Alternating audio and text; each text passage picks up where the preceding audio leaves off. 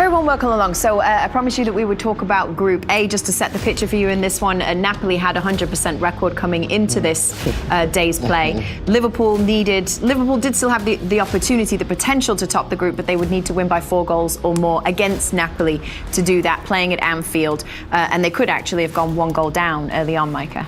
Yeah, it was disallowed.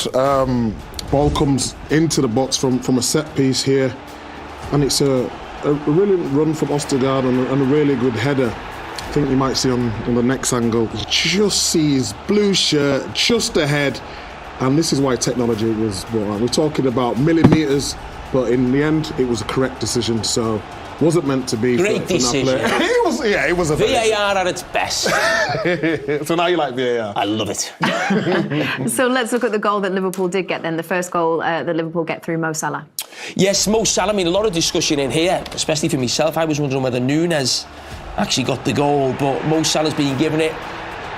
And just see it now, it's so tight. It's Núñez who gets the header. I mean, I think that's...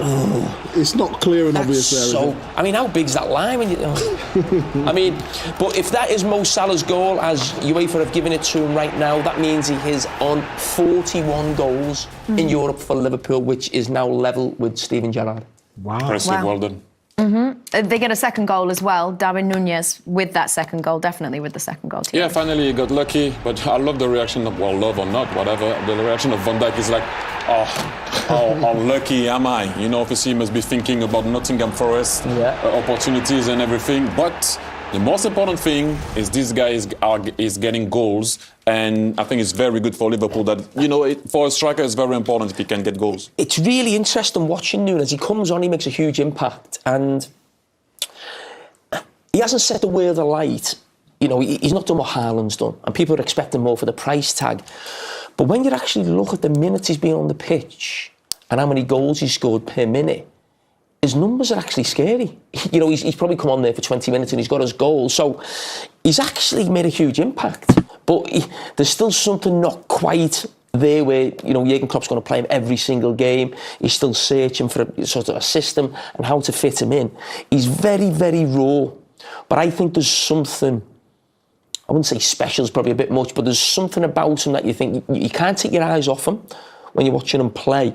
And I think Liverpool have got a real player. I obviously want to ask you, Thierry, what's your feeling on him when you see him? He looks very raw to me, but the actual physical attributes of pace and power feels to me he's going to be a right handful in the future. I think in its confidence, and the confidence that I'm talking about is when you are at a club and you feel like you're going to play week in, week out, you're a bit more cold in front of the goal.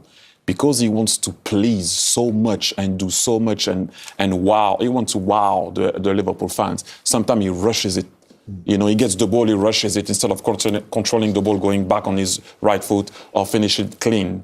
You know, he kind of rushes it. And I think I went through that. You know, when you arrive, big signing, you're coming after Sadio Mane, and that's not easy to do. And you just overdo it at times instead of being calm and cool and finish. Do you think he'll ever be... I mean, I've only seen him in, obviously, a little bit for Benfica last season and in Liverpool shirt this season. Do you think he'll ever be clinical? He seems to be the type of player who's probably not clinical, but he has so many efforts and strike at goal that sooner or later he's going to get a goal. Yeah, he's more the type of guy that when he will get one, things will come. Is he a finisher like Robbie Fowler? I don't think he's a finisher like Robbie Fowler. Not a lot of people were a finisher like Robbie Fowler, in all fairness. But he has goals in him. He's a bit more of a handful, so sometimes he will rush stuff. A bit like Alexis Sanchez or young Luis Suarez, when you felt like things were bouncing off him and stuff like that. But when you start to master what you're good at, then you can control it better. And when that will happen to him, I think he can be a handful. You mentioned Robbie Fowler. I think there's something about a player I played with who scored a lot more goals, certainly in his first season. We'll see what Núñez does. Was Fernando Torres, where he's got that power, you know, physically to knock defenders back, and that blistering pace, but at times maybe technically not the best in terms of general play, build up. At times you give the ball to Fernando and he could lose it and be a little bit awkward. And I think he looks like that right now. He just reminds me of him. Yeah, you're definitely right there, but you guys also was playing a style of play that was perfect for Torres. You know, a bit low, and he was always facing the game. I think that will suit a tiny bit better also Nunez. But that Liverpool side is a bit different because team weight, you're playing in the last different. You need to adapt to that also. That's new. That's not easy also. Okay, so let's skip on to the other game in this same group to kind of figure out how everything rounded off. So Ajax beat Rangers 3-1, which unfortunately confirms Rangers as the worst Champions League team we have ever seen in terms of their performance in group stage play. She says that with a smirk on her face. No, I didn't. I hope we've got no Scottish viewers over in America. My dad's a Scot. He's watching. Oh, man. Was this the support? It's turquoise. I thought Is he Celtic or Rangers? He's neither. He's United, isn't he? Oh. He moved. Dundee United. No, he moved from Scotland to Manchester. So let's take a look at Ajax's goals in this one. How does that feel? Much better, I guess. Yeah, to win against one of the best team in the world, one of the best coach in the world. So it's always good feeling, but we just need to carry on. It's a good result for us. Hopefully, it gives us more confidence and just like need to focus now in the cup, then in the league, and just need to carry on. Yeah, I know it was a game of fine margins. All the goals, the one ruled out, the two that were given for you, it was all quite close. Yeah, both of them, but it's a tough team. So hopefully, it give us more confidence now. Tell me, from a forwards point of view, who's like scoring goals, the wait while it gets confirmed or taken away, is that quite hard? You mean my first one? Yeah. Is it mine? I think it's yours. Okay, great, thank you. No, it's honestly I didn't know because just like the ball is in, the whistle, so like, they didn't say for which player exactly, but thanks for confirming. The important thing is the team. As a striker, I like to score. Darwin also like to score, so we're glad that we get both goals today. Yeah, and they're a difficult team. Yeah, of course, it's a difficult team, one of the best in the world at the moment. So it's important you can try and put maybe more than one day. I think it's important that win today give us more confidence, especially when we played a good game. Also, we play with the ball, without the ball. We try to recover the ball quick. As you can see in the league, we're not doing great, but hopefully we that give us a little bit push, and we just need to win more games in the league. Yeah, and is it perhaps important to go back to what you know best, that shape that you play, the 4-3-3? Does everybody know their jobs a bit easier? Well, it's not my job, it's a gaffer job. So. But did it feel more comfortable for you? Yeah, but it's, any position make me comfortable. Like I'm happy about it, but you know I play for that position for 5-6 years. I have to say yes, that position is the best for me. But I'm not the manager. The manager decides the tactics, and as a player, you have to follow the leader. It was your goal. Well played. Thank you very much. Thanks a lot. Liverpool Football Club. But then came the second goal, and again there was a little bit of confusion around this one as well, Owen. Yeah, but you know what? Again, it's Tsimikas whipping it absolutely a perfect ball. He did it on the first one, did it on the second one.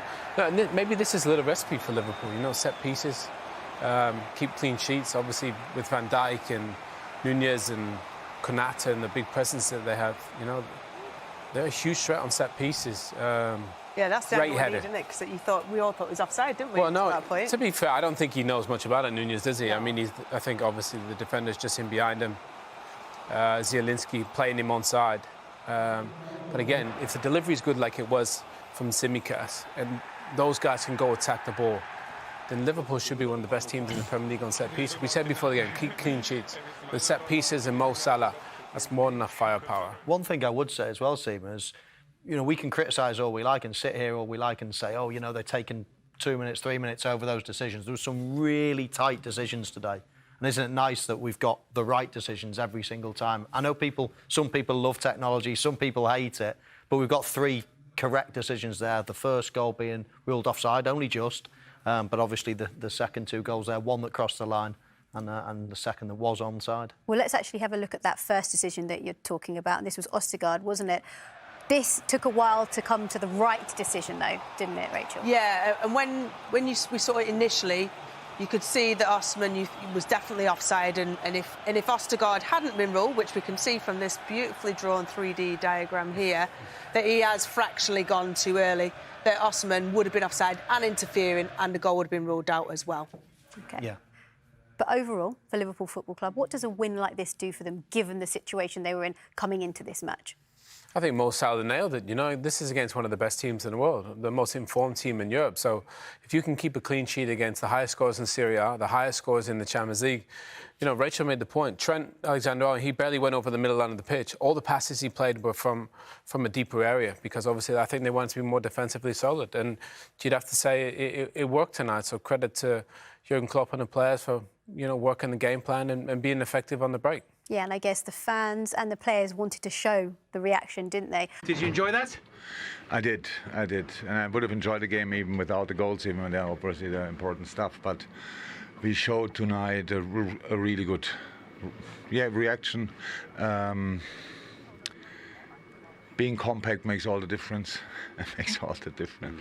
All of a sudden we have the challenges in the right spaces. All of a sudden we are difficult to play against. And I think really if you see what Napoli is able to do in the moment, for that it was a really, really good game for us in our situation, our moment, and with the few issues. But the boys played a good game. They just played a good game. Very. What is that? A lot of courage. I saw the bravery, just go in the challenges, make a proper fight of it, and then 2 set pieces bring us the 3 points, and 15 points in the Champions League group is absolutely insane. Yeah, considering the start.